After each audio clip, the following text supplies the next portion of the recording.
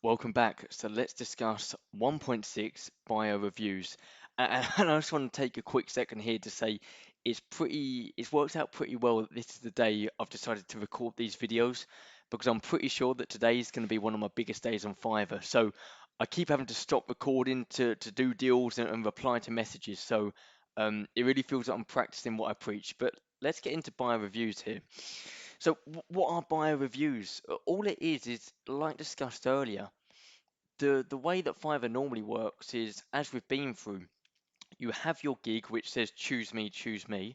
The buyer says, okay, I'll potentially choose you. They message you and you go from there. Buyer request is the opposite.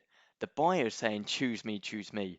Um, they'll essentially, as you can see here, they'll put out, look, here's the duration I need, here's the budget, here's the project, what can you do for me? So it's buyers coming to the table with their project and saying, look, this is what I need. Let me hop on to the current buyer reviews so you can see what we're dealing with. Okay, so buyer reviews. Now, I don't use buyer reviews. I've used them a few times in the past, got a bit of traction from it. I'd say that buyer reviews are predominantly for people who have a very low priced offering.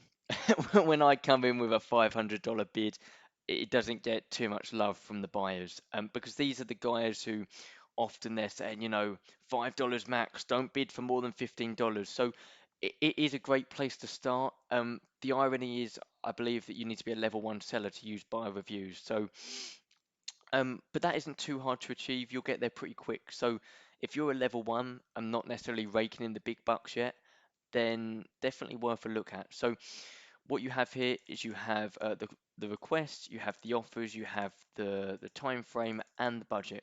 Now all these details, they're nice, but this is what the buyer thinks they need.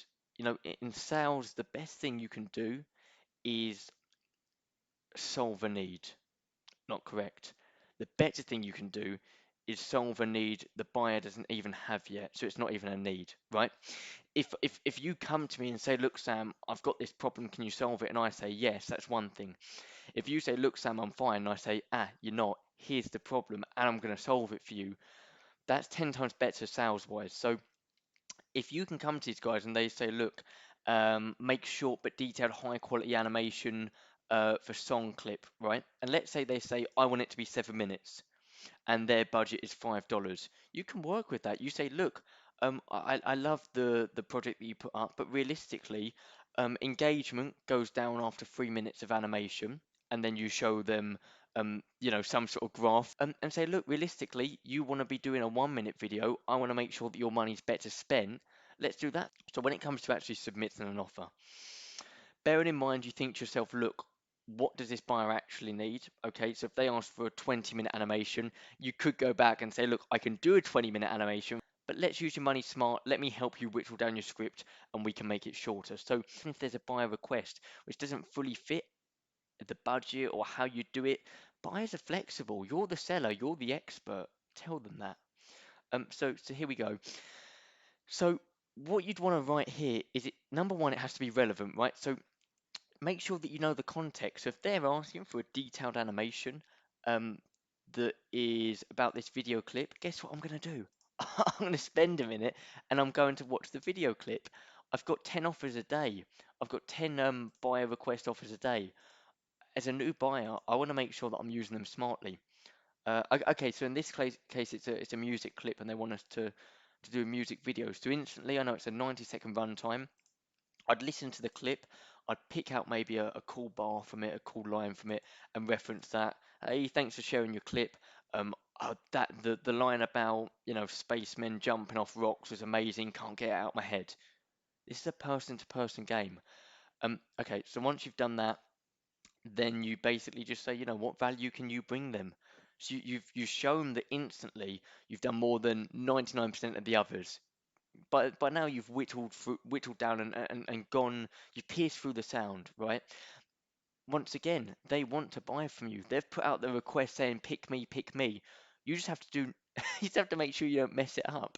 So say, look, something in line with the offering. So in this case, a short but detailed high quality animation. I'd love to make a short but detailed, use their words, I'd love to use a short but detailed high quality animation for your song clip. If possible, you'd say, look, I did a recent one here, check this out. Or maybe you've got a few videos you made. I make videos like this. Do you think this style would suit you? If so, drop me a line. It should be a, a 2-minute job. Hit them with some context about what they've sent. Reiterate the fact that you're going to provide what they're asking for and why you're the guy for the job. It's super simple by requests. Um, the amount that you put in here doesn't have to be the real amount. You can finish with a line, drop me a line and we can discuss exact details, or as I like to say, the boring stuff. Once again, throws in a bit of personality. Um, Delivery time, make it roughly what they've put. Don't go outlandish, but anywhere sort of within the ballpark. Don't put $5 if you know it's going to be more. But like I say, when you're starting and when you're on these buyer requests, you're likely not going to be working for crazy money. And then obviously you just fill in as if you do a gig. What services are you including? What services have they asked for? And if someone's asked for a voiceover recording and you're providing it, make sure you tick that box. Because when you send it off to a client, it looks so much better when everything's been ticked. It's the value thing, right? If I see 20 things that you're including, it just looks better and I'm more likely to convert. So, my friends, that is buyer request. Nifty little feature. Um, you know, there's there's a selection on there, right? Make sure that you pick the right ones. Let's just say that. But there are a few gems in there, and when you're beginning, you've got to hustle. You've got to be scrappy. You've got to take it. You've got to go out there and grab the sales. Even now, I kind of have that mentality. If you come to me with a $5 an hour gig, I'm still going to kind of consider it. Take that approach into the buyer request. Be scrappy. Um, yeah. Good luck.